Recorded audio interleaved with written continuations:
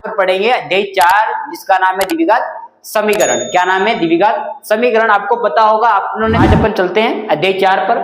अध्याय 4 का नाम क्या है? तो अध्याय 4 का नाम है द्विघात समीकरण। क्या नाम है? द्विघात समीकरण। क्या नाम है? द्विघात समीकरण। और द्विघात समीकरण अपन क्या क्या करेंगे देखेंगे आज अपन।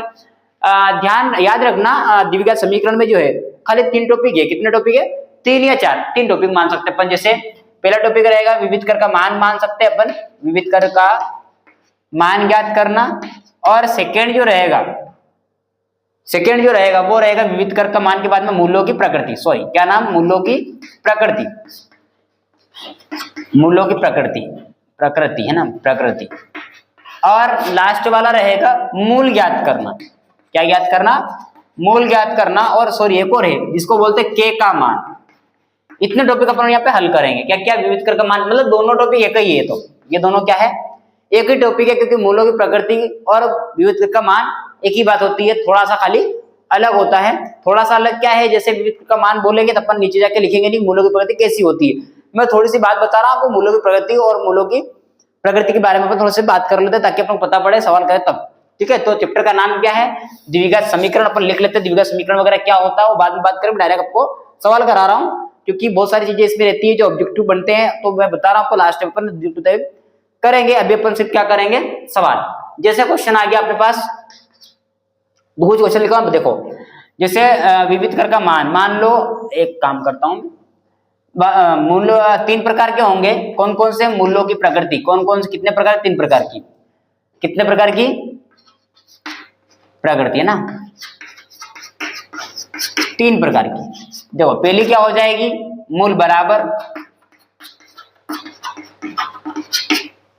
और दूसरी मूल वास्तविक और मूल काल्पनिक। ये 3 कंडीशन होगी, लेकिन मूल वास्तविक, मूल काल्पनिक और ये कब होंगे? अगला है मूल काल्पनिक। तो मूल काल्पनिक कब होंगे, वास्तविक कब होंगे और बराबर कब होंगे? कैसा मतलब क्या बोला? कैसा आंसर आएगा तो अपन मूल बराबर, और कैसा आंसर आएगा तो मूल वास्तविक, और क्या आएगा तो मूल काल्पनिक। जैसे मान लो सवाल करा और आंसर आ गया अपना 0। क्या आ गया? 0। तो अपन बता देंगे कि मूल कैसे हैं अपने? बराबर है। अगर अपन आंसर निकाला और आंसर आया माइनस, वास्तविक में प्लस होगा। अगर आंसर क्या का आया है?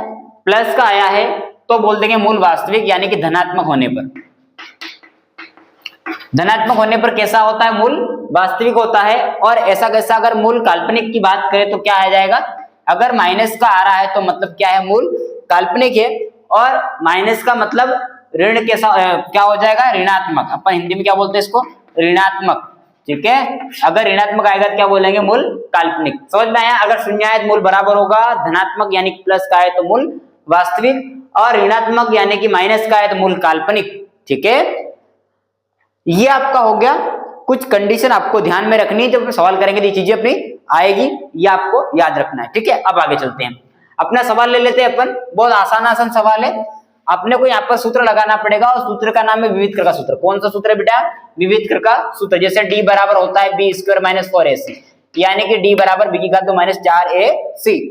आपको सवाल करने से पहले कुछ चीजों को ध्यान रखना है। जैसे यहाँ पर आपका सवाल में सूत्र मान रखने के लिए बी चाहिए, और ए चाहिए, और सी चाहिए, यानी कि एबीसी का मान चाहिए। एबीसी का मान निकालने आपको पता है क्या करना पड़ेगा, अपन वहां चलते हैं। तो मान लो सवाल आपको दे रखा है ये वाला, 2x की घात 2 प्लस 4x सॉरी एक सवाल अच्छा से चलिए ले लेता हूं, और 5 बराबर 0। बोला है मूलों की प्रकृति ज्ञात कीजिए। क्या बोल रहा है? मूलों की प्रकृति बताइए। प्रकृति मतलब कैसा है? धनात्मक, ऋणात्मक या माइनस का ही का है?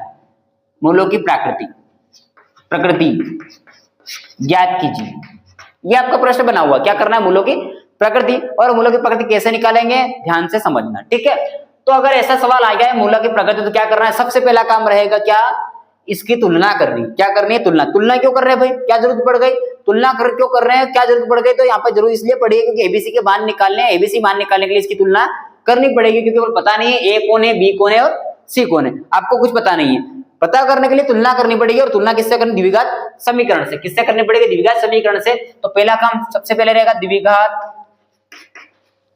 समीकरण से तुलना करने पर। तुलना नहीं है बेटा, तुलना है। क्या है? तुलना। अब द्विघात समीकरण क्या होता है आपको पता नहीं है, मैंने द्विघात बहुपद आपको बताया था और द्विघात समीकरण अपन याद नहीं हो तो क्या होगा, अपन लिख सकते हैं। क्या होता है, ये होता है a x की घात 2, इसको प्लस और ये अपना b मान लेते हैं, ये x, ये प्लस, ये अपना c, ये बराबर 0। याद रखना द्विघात बहुपद और समीकरण में एक ही अंतर होता है, उसमें बराबर 0 नहीं आता और इसमें बराबर में 0 आता है। मतलब बराबर में 0 आ गया है मतलब क्या चीज है, समीकरण।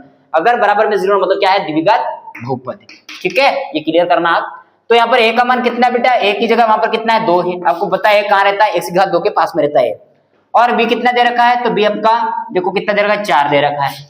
c कितना दे रखा है, आपको पता है c अपना 5 है। यहाँ तक मामला सेट है, आपका समझ में आ रहा होगा। आगे अगर विविध कर का मान चाहिए तो आपको मूलों की प्रकृति चाहिए तो विविध कर का मान निकालना, मतलब विविध कर का सूत्र लगेगा सेकंड का। चलो ठीक है, क्या करना पड़ेगा, सूत्र कौन सा, विविध कर का। विविध कर का सूत्र क्या होता है, तो d बराबर b की घात 2 माइनस 4ac, ये आपका सूत्र है। d ऐसा कैसा, बराबर ऐसा कैसा, क्या b को लिख दूं, नहीं, क्यों, क्योंकि b का मान दे रखा है। कितना दे रखा है b का मान, देखो ये a का मान है, ये b का मान है, c का मान, तो आपके पास b का मान कितना, 4। b का मान का मतलब ये b को अब नहीं लिखना है और b की जगह कितना लिखना है, 4 लिखना है, क्योंकि b का मान कितना दे रखा है, 4। तो b की घात 2, b की जगह 4 ब्रैकेट, ये घात 2, ये माइनस तो माइनस, ये 4 है तो 4। पूछने तो क्या मानते हैं, गुणे का निशान। और a का मान कितना दे रखा है आपको, देखो ढूंढो, a का मान कितना 2 है तो 2 लिखना पड़ेगा गुणित, c का मान कितना 5 तो 5 लिखना पड़ेगा। यहाँ तक समझ में आ रहा होगा। अब आगे क्या करना पड़ेगा, 4 की घात 2 का मतलब कितना होता है, 4 की घात 2 का मतलब कितना होता है, मैंने बताया था 4 की घात 2 मतलब क्या, जितनी घात हो उतनी बार उसको घात हल करने का तरीका मैंने बताया था। क्या करना है, अगर मान लो आपके पास 4 घात कितनी है, 2 है, तो 4 को 2 बार लिखना पड़ेगा गुणे के रूप में।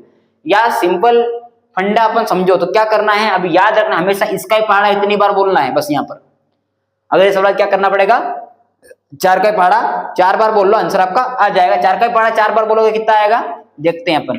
4 का पहाड़ा 4 बार तो 16 आ जाता है, आपको पता है। और माइनस ये दोनों को क्या करना पड़ेगा, बीच में का निशान गुणे का, इसलिए क्या प्लस कर दो, नहीं, क्योंकि गुणे का निशान गुणा करना पड़ेगा। 4 दूनी 8 और गुणित ये 5। फिर d इक्वल टू ये दोनों घटा देगा, नहीं, पहले गुणा होता है बोर्निस के नियम के हिसाब से। ये 16 ऐसा कैसा है, प्लस माइनस माइनस होता है, 8 पंजा कितना हो जाएगा 40। ठीक है, एक है प्लस एक है माइनस, घटेगा क्या, हाँ, कितना बचेगा देख लो। तो 40 में 16 गए, कितना बच रहे देखो, जल्दी निकालो, शायद कितने बच रहे हैं, 24 बच रहे हैं क्या, देख लेते हैं, 24 ही बचेंगे, देखते हैं कितना बच रहा है। माइनस करोगे 10 में से 4 बचेगा, इधर 3 में से तो 2 बचेगा, यानी कि 24 बच रहा है अपना, वो भी काय का, बड़े संख्या मान माइनस का। अगर आंसर माइनस में आया है तो मूल कैसे होंगे, तो आपको लिखना पड़ेगा, मूल कैसे होंगे, काल्पनिक होंगे। कैसे होंगे, काल्पनिक होंगे। क्यों भाई, क्योंकि मैंने बताया था अगर आंसर माइनस में आए तो मूल कैसे होते हैं, काल्पनिक, और प्लस में आए तो मूल वास्तविक होते। अगर आंसर यहाँ पे 0 आता तो मूल कैसे हो जाते, बराबर हो जाते।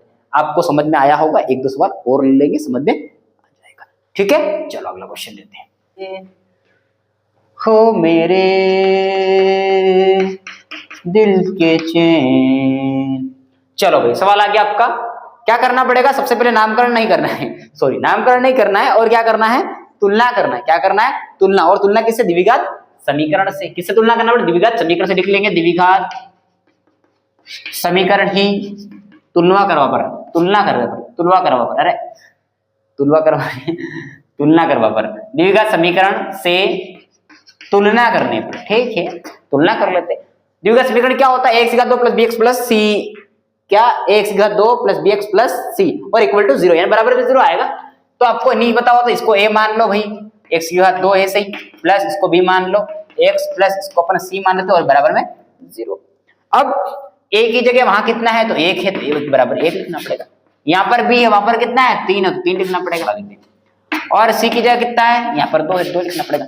ठीक है, ये क्लियर आपको समझ में आ रहा होगा। सूत्र लगाना है विविध कर का, कई का विविध कर का, d बराबर b की घात 2 माइनस 4ac, d बराबर b का मान कितना दे रखा भाई, है कितना, अरे a का मान तो 1, b का मान 3 और c का मान 2। अब उससे कोई मतलब नहीं, अपने को तीनों से मतलब है बस। ठीक है, चलो ठीक है। तो b का मान कितना दे रखा 3, तो अपने को ब्रैकेट में 3 लिखना पड़ेगा, घात लगाने में 4, कुछ नहीं गुणा। a की जगह कितना लिखना पड़ेगा 1, तो 1 लिखना पड़ेगा गुणित, c की जगह कितना 2, तो 2 लिखा, d बराबर, ठीक है, मैंने बताया था ब्रैकेट हल घात हल करने का तरीका, इसी का पहाड़ा इतनी बार बोल लो घात हल हो जाएगी। अगर घात 2 है तो उसका पहाड़ा उतनी बार बोल लो, मामला सेट हो जाएगा। इसका पहाड़ा इतनी बार, 3 का पहाड़ा 3 बार कितना जाए 9 माइनस इन दोनों क्या 4 एकम 4 गुणित 2, फिर दोनों गुणा d बराबर 9 माइनस 4 दूनी 8 है, और प्लस माइनस घटेगा इसलिए d बराबर कितना प्लस का 1। तो प्लस में आंसर है, इसलिए मूल कैसे होंगे? वास्तविक होंगे। कैसे होंगे? वास्तविक होंगे। ये आपको लिखना पड़ेगा अगर विविध का मान पूछ रहे तो। अगर इसी जगह सवाल आ जाता है खाली विविध का मान ज्ञात कीजिए, सॉरी अगर मूलों की प्रकृति आ जाए तो खाली क्या करना है, ये पूरा लिखना पड़ेगा नीचे। अगर मूलों की प्रकृति लिखा हुआ नहीं आए और क्या आ जाए विविध का मान ज्ञात कीजिए, तो क्या करना पड़ेगा आपको? सिर्फ ये इतना ही लिखना है, ये फलाना डिग्रा कुचला नहीं लिखना है, मतलब मूलों की प्रकृति कैसी है आपको पता नहीं करना है। ठीक है, सेकंड क्वेश्चन ले लेते हैं। x की घात 2 प्लस 1 माइनस 1 ले लेते हैं। Minus 1 plus 1/8 equal to 0। सबसे पहला काम द्विघात समीकरण से तुलना करने पर। ठीक है, द्विघात समीकरण से तुलना करने पर। ठीक है, द्विघात समीकरण क्या होता है बेटा? a की घात 2 प्लस bx प्लस c, है ना? a की घात 2 plus bx plus c equal to 0। चलो बताओ a की जगह कितना लिखना पड़ेगा? भाई a यहाँ पर है, यहाँ पर कितना है 2 है, यहाँ पर b है, वहां पर भी कितना है 1, वो माइनस का बेटा है ना। यहाँ पर c है, वहां पर c कितना है, यहाँ पर मामला डिस्टर्ब 1/8 आ गया। अब क्या करोगे तुम लोग? बेटा के घर चल जाए क्या? नहीं, बेटा के घर नहीं जाना है, इसको हल करना पड़ेगा, अपन बुद्धिमान व्यक्ति है। ठीक है, चलो आपको एक सूत्र लगाना है जिसका नाम विविध का सूत्र। बार बार नहीं लिखेंगे, डायरेक्ट कर लेंगे। विविध का सूत्र मैंने लिखा है, क्या होता है? d बराबर b की घात 2 माइनस 4ac। d बराबर b का मान कितना दे रखा भाई? तो माइनस का 1, तो माइनस 1 लिखना पड़ेगा, घात 2 4 कुछ नहीं गुणा a की जगह कितना 2, तो 2 लिखना पड़ेगा, गुणित c का मान कितना 1/8। क्लियर है यहाँ तक का? अब d ऐसा कैसा बराबर 1 की घात 1 मतलब कितना? 1 की घात 2 मतलब 1 ही होगा, प्लस में हो जाएगा। याद रखना है चिन्ह क्या होगा, चेंज हो जाएगा। कैसे हो रहा है देखो, माइनस 1 घात 2। ठीक है, आपको पता है घात 2 इसलिए कितनी बार 2 बार लिखना पड़ेगा गुणे के रूप में, तो माइनस का 1 गुणित माइनस का 1। अब माइनस माइनस क्या बनता है? प्लस, और 1 एकम 1 यानी प्लस का 1 हो जाएगा। याद रखना अगर घात कैसी है, सम संख्या है, तो चिन्ह अपना चेंज हो जाता है। काहे का हो जाएगा? प्लस का। प्लस अपन लिखते नहीं, 1 की घात 1 तो 1 ही होता है। 1 की घात 2 मतलब 1।